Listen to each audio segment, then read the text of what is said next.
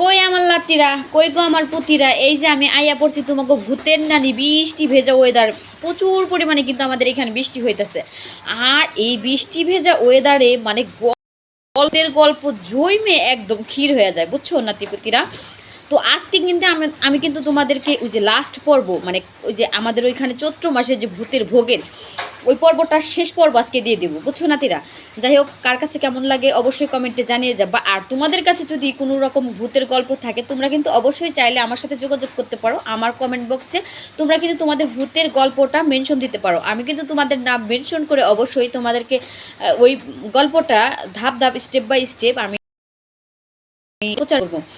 So নাতিরা, last পর্যায়ে যখন ওই যে বললাম বিভীষিকা মানে জবা ফুলের যে একটা আপনার ইয়ের ভিতরে কলার পাতায় যে ভোগটা দেয়, সাথে সিঁদুরের ফোঁটা দিয়ে নিষ্কান্দা ছমছম পরিবেশে এত ভয়ঙ্কর লাগে গায়ে নাতিরা, বুঝছো কি বলবো। মানে ওই ভোগ যখন রাত্রি অনেক বেশি নিঝুম হয়, মানে যারা ভোগ দেয় তাদের ধারণা মানে ওই দেবীরা আইসে মানে ওই ভোগটা খাইয়া ফেলে। আসলে এটা সম্পর্কে আমার আদৌ কোনো আইডিয়া নাই, এটা কি সেই দেবদেবীরাই খায় নাতিপুতিরা, না মানে কেউ আইসা খেয়ে যায়। কিন্তু মানে যারা দেয় তাদের নাকি এই আইডিয়া নাতিরা, বুঝছো, ওই ভোগটা তারা খায়। আমাদের গ্রামে একটা মানে একটা লোক ওই মানে ভোগটা মানে আর্জেন্ট ধইরা খাইছিল। তার 3 থেকে 4 দিন মানে প্রচুর পরিমাণের জ্বর, তারপরের দিন মারা গেছিল।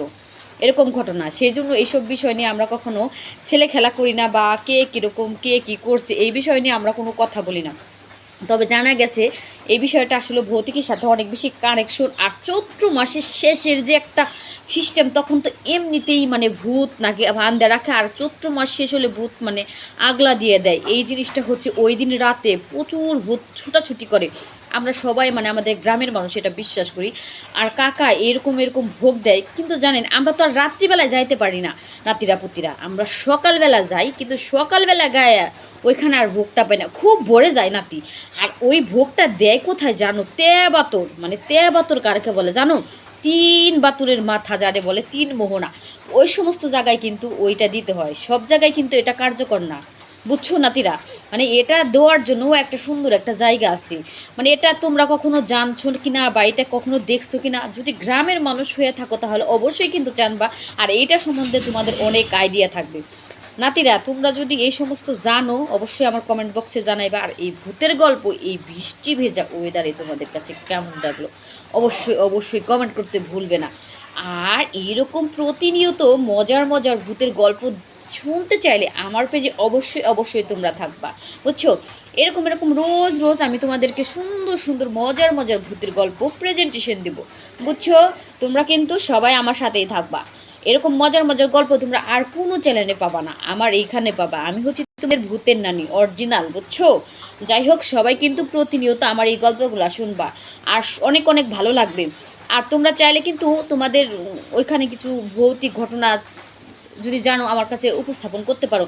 আর কালকে যে আমি একটা গল্পটা দিব সেটা কিন্তু আরও মজার হবে। সেই কালকের গল্প শোনার জন্য তোমরা কিন্তু প্রতিনিয়ত মানে আমার এই পেজের সাথেই থাকবা। সবাই ভালো থাকবা, সুস্থ থাকবা, আর সবার জন্য ভূত মোবারক, ভূতের শুভেচ্ছা, বুঝছো নাতিরা। বৃষ্টির শুভেচ্ছা দিচ্ছি প্রথমে, আর শেষে দিলাম ভূতের শুভেচ্ছা। সবাই অনেক অনেক ভালো থাকবা।